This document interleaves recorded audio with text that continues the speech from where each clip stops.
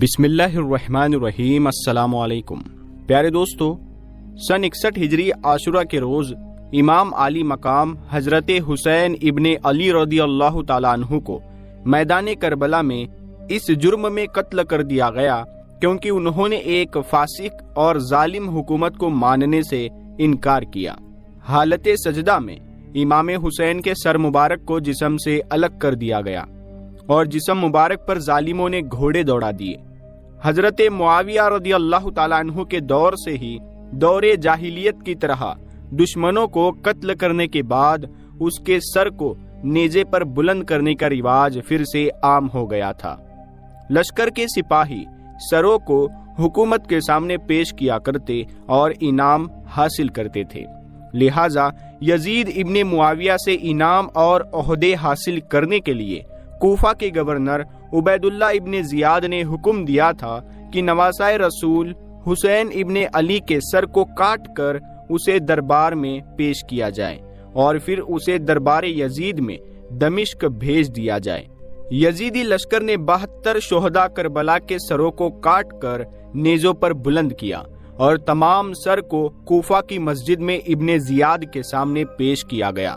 اس مبارک سر کو دیکھ کر عبید اللہ نے امام حسین رضی اللہ تعالیٰ عنہ کے شان کے خلاف کچھ باتیں کہی اور آپ کے ہونٹوں پر چھڑی پھیرنے لگا۔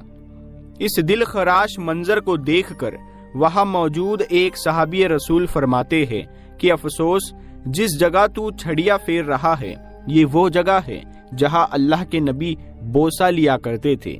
اسی طرح کا واقعہ یزید ابن معاویہ کے دربار میں بھی پیش آیا جہاں صحابی رسول موجود تھے۔ جب دمشق سے اہل بیت رسول کی عورتوں اور بچوں کو رہا کر کے مدینہ واپس بھیجا گیا تو آگے کے حالات اور امام مظلوم کے سر مبارک کے متعلق مختلف روایتیں پائی جاتی ہے۔ اتہاس کاروں کے لیے آج تک یہ ایک سوال بنا ہوا ہے کہ آخر حسین ابن علی رضی اللہ تعالیٰ عنہ کے سر مبارک کا کیا ہوا۔ ایک مشہور قول کے مطابق امام حسین کے سر مبارک کو کربلا میں ہی دفن کر دیا گیا تھا۔ ابو ریحان البیرونی کتاب الآثار میں لکھتے ہیں کہ ماہ صفر کی 20 تاریخ کو شامی لشکر نے آپ کے سر مبارک کو واپس مقام کربلا لے گئے اور بدن مبارک کے ساتھ اسے دفن کر دیا۔ یہی رائے امام ابن جوزی کا ہے۔ اسی طرح ایک کتاب عجائب المخلوقات میں لکھتے ہیں کہ ایک ماہ صفر کو خاندان بنو امیہ نے جشن اور عید کے طور پر مقرر کیا تھا کیونکہ اسی دن امام حسین رضی اللہ تعالیٰ عنہ کے سر کو دمشق لایا گیا اور ان کے سر کو کربلا میں بدن کے ساتھ ملا کر دفن کر دیا گیا۔ کچھ ائمہ کے نزدیک شہر نجف میں حضرت علی کے قبر کے نزدیک امام حسین رضی اللہ تعالیٰ عنہ کے سر مبارک کو دفن کیا گیا تھا۔ امامیہ کے نزدیک سر حسین کو مدینہ بھیجا گیا اور اسے البقیع قبرستان میں حضرت فاطمہ رضی اللہ تعالیٰ عنہا کے بغل میں دفن کیا گیا۔ ایک روایت یہ بھی ہے کہ یزید نے کہا، حضرت امام حسین رضی اللہ تعالیٰ عنہ کا سر لے کر جاؤ اور پورے شہر میں اس کا جلوس نکالو۔ جب یزیدی فوج جلوس نکالتے ہوئے اسکلان پہنچے تو اسکلان کے حاکم نے کہا کہ خبردار، اگر حضرت امام حسین کے مبارک سر کا جلوس نکالا پھر انہوں نے آپ کے سر مبارک کو ہی لے کر وہی تدفین کر دیا۔ جب اسکلان پر فرنگیوں کا قبضہ ہوا تو صالح نامی ایک شخص جو کہ مصر کے حاکم تھا، اس نے 30,000 دینار یا اس سے زیادہ دے کر فرنگیوں سے آپ کے سر مبارک کو لے لیا اور پھر اس حاکم نے آپ کے سر مبارک کو ریشم کے کپڑے میں لپیٹا اور وہ ننگے پیر وہاں سے کچھ افراد کے ساتھ 8 جمادی آخر 548 ہجری کو مصر میں آپ کے سر مبارک کو لے کر آئے۔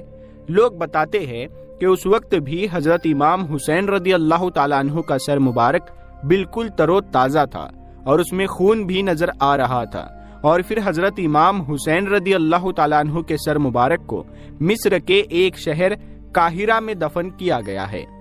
جس جگہ میں آپ کے سر مبارک کو دفن کیا گیا ہے اسے مشہد حسینی کہتے ہیں۔ پیارے دوستو، ایک بہت بڑے بزرگ ہے جن کا نام شیخ شہاب الدین بن حنفی ہے۔ وہ اس کشمکش میں تھے کہ یہاں پر حضرت امام حسین علی مقام کا سر مبارک ہے یا نہیں، اس کے بعد حضور صلی اللہ تعالی علیہ وسلم نے آپ کو خواب میں بشارت کے ذریعے سمجھایا۔ یہی پر میرے نواسے امام حسین کا سر مبارک تدفین کیا گیا ہے۔ شیخ شہاب الدین فرماتے ہیں کہ اس دن سے میرا یقین ہو گیا کہ حضرت امام حسین کا سر انور یہاں پر ہی ہے۔ پھر میں نے مرتے دم تک سر انور کی زیارت نہیں چھوڑی۔ پیارے دوستو، آج کی یہ ویڈیو آپ لوگوں کو کیسی لگی؟ آپ ہمیں کمنٹ کر کے ضرور بتائیے گا، اور اس ویڈیو کو لائک ضرور کریں، اور اپنے دوستوں کے ساتھ میں اس ویڈیو کو ضرور شیئر کریں تاکہ ہر مسلمان تک یہ ویڈیو پہنچ جائے۔ اگر ابھی تک آپ نے ہمارے